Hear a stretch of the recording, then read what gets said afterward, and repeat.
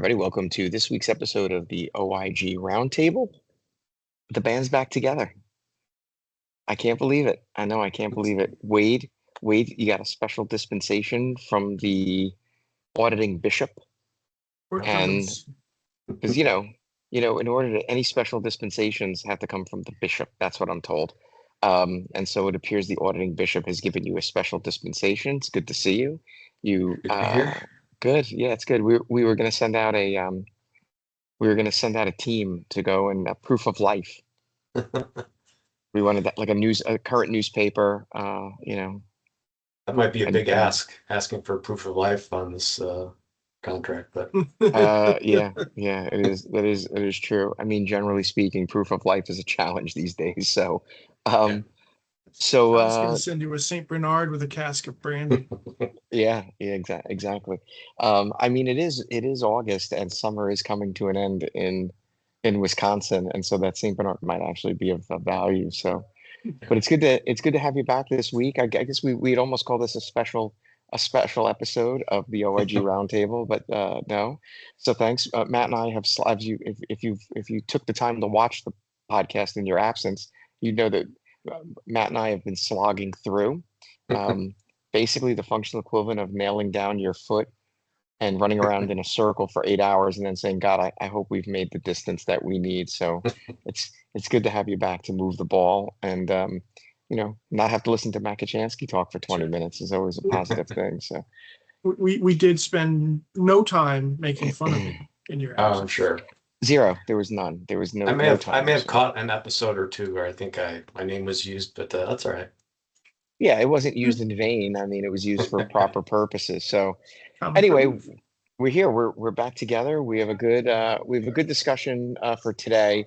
And so today, one of the things that we want to talk about and spend a little time on is the UPICs, Unified Program Integrity Contractors. They not only do the SIU work on behalf of Medicare from a program integrity perspective, but one of the things that the UPICs also do is serve as a check and balance on the plans that are Medicare Advantage and Medicaid participating plans. And so the UPIC has a little bit of an additional role. And in today's climate with seeking to have enhanced fraud, waste, abuse related work done, we're seeing New York was decertified as a MAFUCU by HHS, OIG, and Hawaii was also decertified. And we know that there are at least a number of other states that are on either the warning track or have been given warnings. And, that's obviously concerning when you're trying to work on these cases and your potential budget has been cut in half or more. But one of the things from the plan perspective is that the UPICs are also very heavily engaged in doing audits of the plans themselves for the purposes of identifying whether or not the plans are operating commensurate with CMS policy and things of that sort.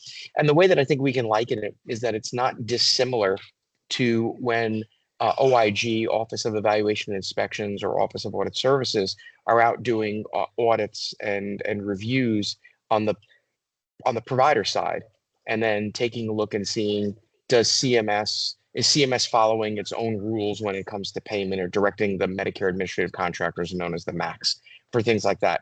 And so that's what really these are. These are kind of checks and balances to make sure that the plans are operating within the CMS guidelines, following the claims processing manual, the program integrity manual, things of that sort.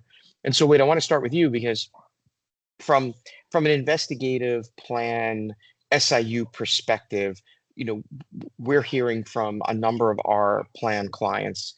There's a lot of nervousness. There's a lot of trepidations about this. There's a lot of fear in what's going to happen as a result of this. And I think the important thing to realize is that if you're doing your job the right way, if you're following plan policies from an SIU perspective, if you're taking the proper payment integrity work and doing all of that, that these things should be just pro forma. But there are obviously always going to be areas for improvement. But generally speaking, the plan should be looking at the program integrity manual, following along with what those policies are, plan policies. But one of the areas that we know is always an area of concern is the individual contracts that providers have with the plan. So let's talk a little bit about like do your job, don't be nervous about it, continue to interact with the different payment integrity teams, but also maybe now is a time to review those individual contracts that you have with your providers. Right. So yeah, like as you said, the intent is to have consistency amongst different plans. So if you focus on and follow things like the PIM and other regulations, that should provide somewhat consistency on plans, as much as possible, even throughout the country. If everyone's following a manual that is a nationwide manual. Now you're going to have different things like LCDs and NCDs, which are LCDs specific to like a smaller geographic area, whereas NCDs are more national.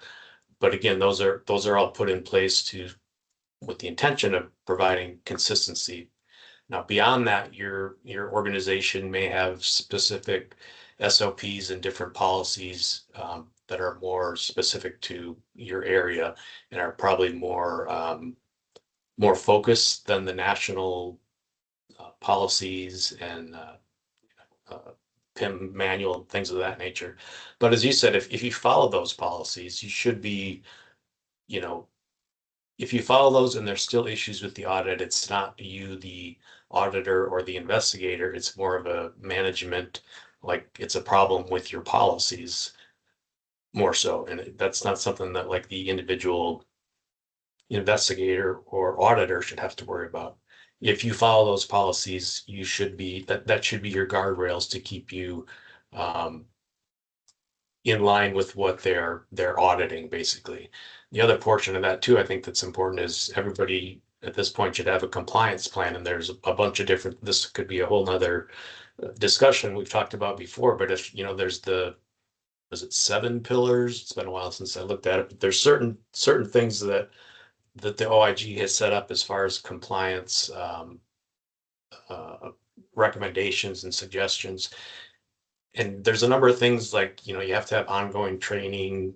They talk about making your organization have a culture of compliance whereby people know that they can report things without, getting kickback from the management. There should be reporting requirements where you can do it anonymously. All these different types of things that, again, should help you stay within your parameters and should be guidelines or guardrails. Right. But the whole thing on the compliance thing is it can't just be something set on a document and you look at it once a year. It should be like a living document that you're updating. Training should be continual and consistent. But if you follow those things that are set up with a decent compliance plan, that's another set of guardrails that should keep you within all the parameters of what they're looking Right. at in the audit. And it's not something that most of the line, investigators or auditors or CPCs, whatever, should worry about.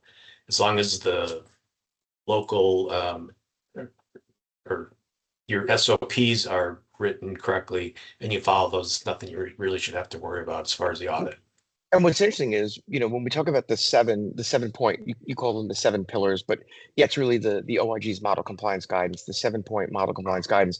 What's interesting is that those 7 points are really geared towards the provider side of business, but that doesn't mean that a plan or an SIU can't implement them as well, right? You can have a compliance committee, you can have an auditing committee, you can do self audits. One thing I think that plans could really do to enhance their operational efficiency is this whole premise of self audits, right? Like, we've gone in and done a bunch of scorecards and reviews on SIUs and come up with some what we think are some operational methodologies for becoming more efficient.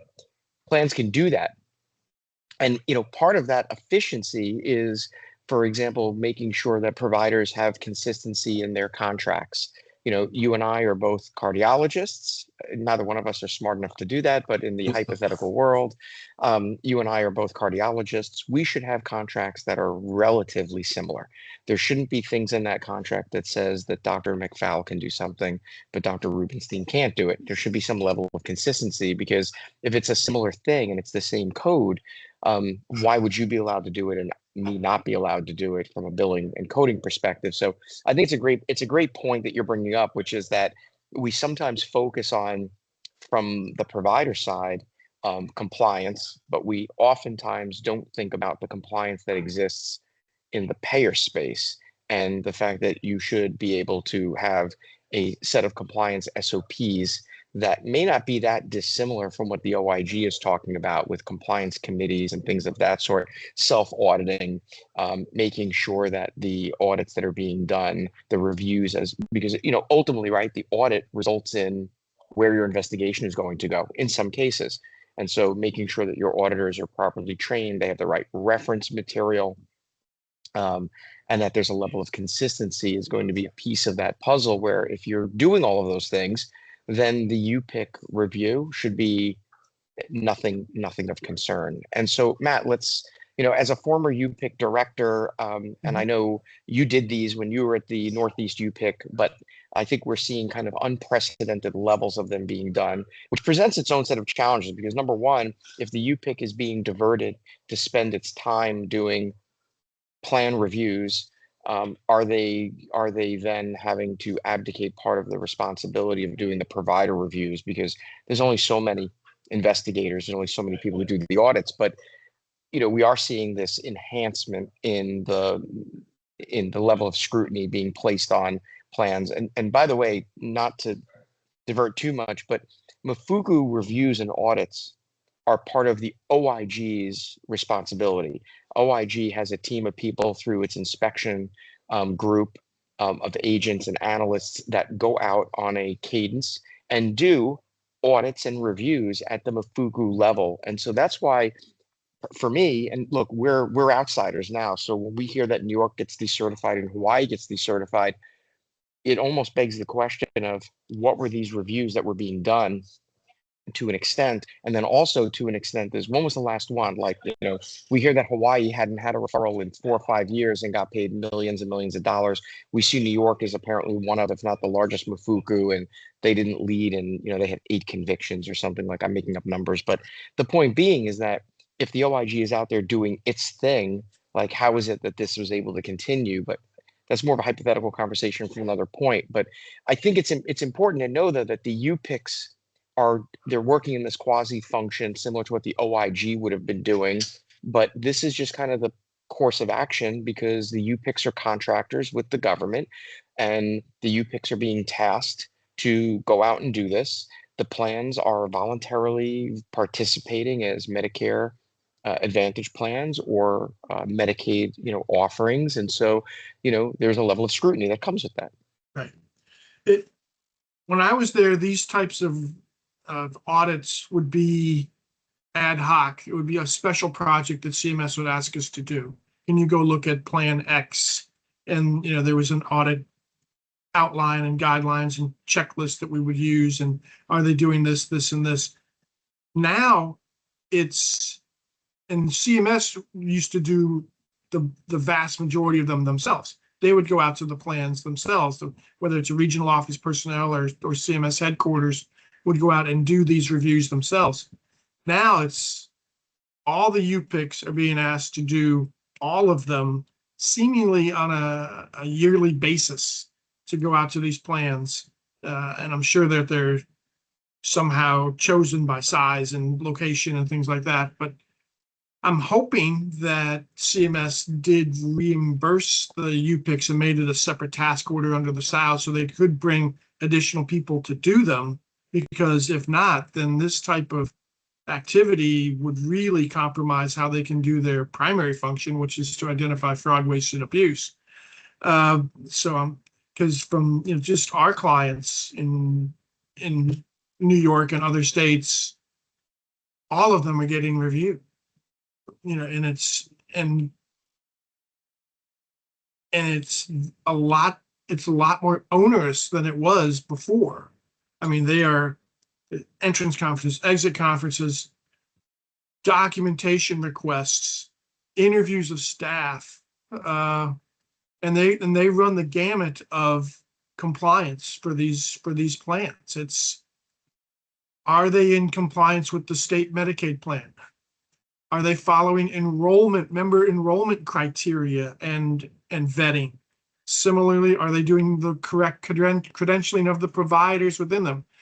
Do they have a compliance unit within the plan? Are they following their own policies as well as the state policy, the state Medicaid plan policies on things like coverage and fee schedules and all of those things? And they do that, as like in a regular audit by taking samples. They're looking at things.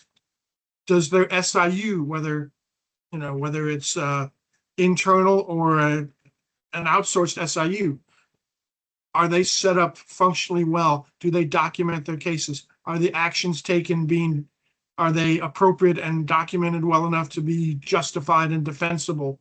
Right. All of those things are being looked at. And so for the plans, following up on what Wade said, if they are following their policies, if they have the things set up that they have to have set up to be in accordance with running a Medicaid plan in that particular state, then they should be okay. It is a lot of work preparing for and going through these audits, and takes a fair amount of resources to do it. But if they're following the rules, it should be okay. And I'll give you an example of not following the rules. Let's say, you've got, like in the state of New York, there's problems with a particular provider type. Let's say the daycare centers, the social adult daycare centers. Are there policy provisions in place that the plan is ignoring when they have a finding that the SADC is not doing such and such, or is submitting false claims or false documentation? Are they not taking action? And, and the state plan is, when this happens, you should be doing X, Y, or Z. Right. And out of a fear of losing membership, are they ignoring those things and just telling the SADC, just keep doing what you're doing? Well, being in violation of such and such it's a lot of yada yada yada. So it's very It is, important and blah, that blah, blah. if you're in violation of such and such, you got to really get your act together. But yeah, and so the thing, Matt, is that like we have one or two plans that have asked us to come in and provide some logistical assistance on these. And mostly it's kind of doing like a QA review of the medical record review, like having one of our lead auditors come in and take a look and see, and I think, at the end of the, analysis, did the auditor from the plan have all of the requisite information that was needed at the time? There's a lot of the questions that are going to come about are going to be, if the auditor's findings are different than the QA auditor, let's say the UPIC or us, if it's different, the question is going to be, when we're looking back historically, did the auditor who did that initial audit for the plan, did they have all of the proper requisite information that they needed? Was the policy for the right? The biggest thing that we see in a lot of these cases is that the policy being applied was superseded, sunset. There was a change to that policy. And while you may be looking at an NCD or an LCD or a plan policy, the question is going to be, was it the right policy that was applied for the right period of time? And I think the biggest challenge is when there's a policy change, and that policy change takes effect during a span of a record review, and you have one policy in effect at one time, one policy in effect at another time, but you have continuity of care for the patient. And I think that's the thing that sometimes becomes the biggest stumble, is that the auditor is not realizing that there was a change in that policy. And so, that becomes something that becomes corrective action for the PI team and all of that. So, some of these are things where there isn't an intent. I don't think the SIUs aren't intending to do, malfeasance. These are really process issues that come about as a result of changes in policy that occur during an audit period. Correct. Or there's, going back to what we were talking about, a special provision in that provider's contract that the auditor didn't know about. And we see that happening. We see it a lot, and it's sometimes it's a head scratcher for us, because it's like, how do two providers who are in network not have the same requirements for that contract? It is oftentimes a head scratcher. So the takeaways, I think, for us to, for those that for those that spend their time on listening to us on this podcast, the takeaways are continue to do the work. For the line investigators, you're not making managerial decisions. You're getting a case, you're working the case, and then moving on. I think the takeaway is to continue to do that. However, the takeaway is also if you're finding anomalies in the application of a policy or something, it's incumbent upon you to bring that to someone's attention for clarity purposes, both because some of that clarity is going to be a way that's going to direct you on where your investigation goes.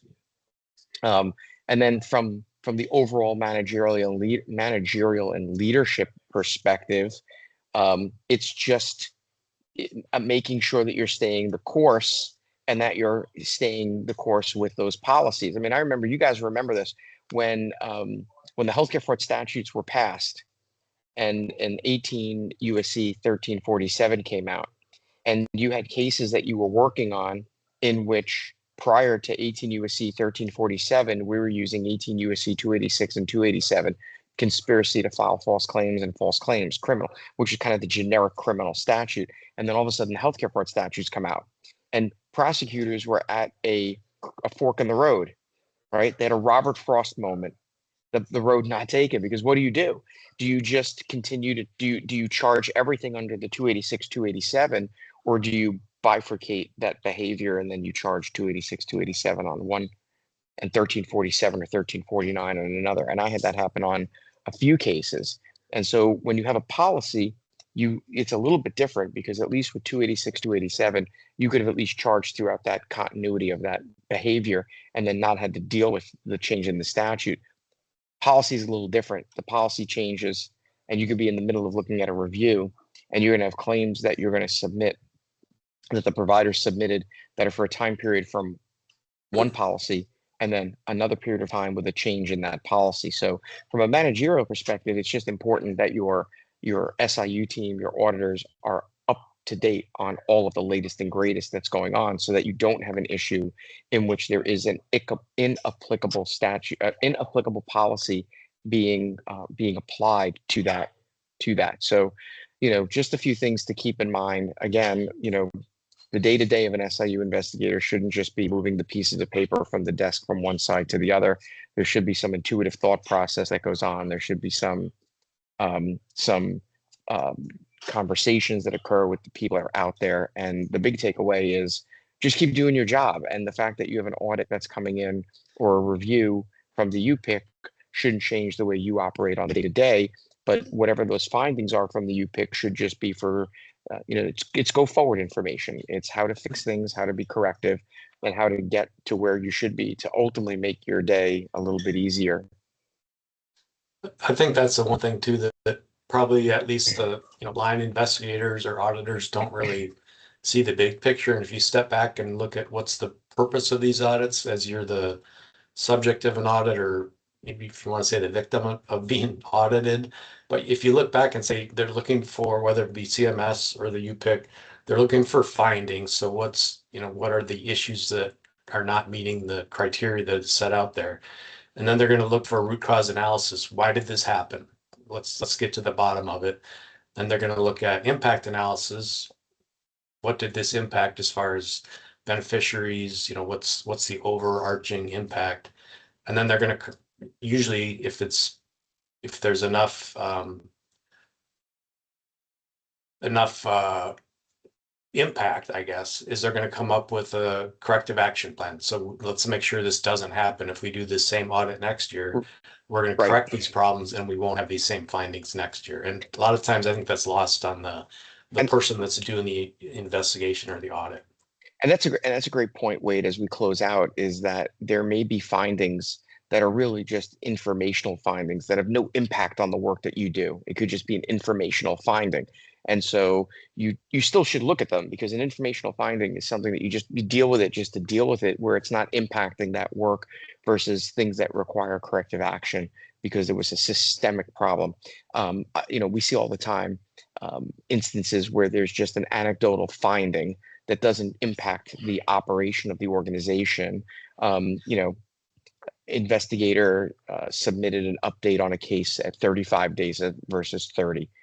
Informational finding doesn't impact the investigation itself. That's just just one example. So yeah, stay the course, keep doing what you're doing. If you're an SIU investigator at a plan that's going through a UPIC investigation, review, audit, whatever, don't panic. Just keep doing what you're doing, and we're always here to help and answer those questions and give you our insights and our thoughts. So stick with it. Good to see you, Wade. Welcome back for this week. I guess we'll see what happens. We'll see what happens. We'll see what happens. But at least we know that you're working, because the word is that your lawn is in dire need of a mowing. So This is true. I know it's sad. It's a sad day. So we're gonna get Matt Kachansky out there to make sure that your lawn is properly mowed over the next couple of weeks. So yeah, it's good. It's good stuff. Perfect. We appreciate Good to be everybody back. spending. It's good to have you back. We appreciate everybody spending their time. We got lots of LinkedIn Lives planned over the next couple of months. And again, the newsletter, blogs, all that stuff continues to come out. Just sign up on the newsletter, join us on LinkedIn. And until next time, we'll see you on the next OIG Roundtable. Have a good day, everybody. Thanks, everybody. Thank you.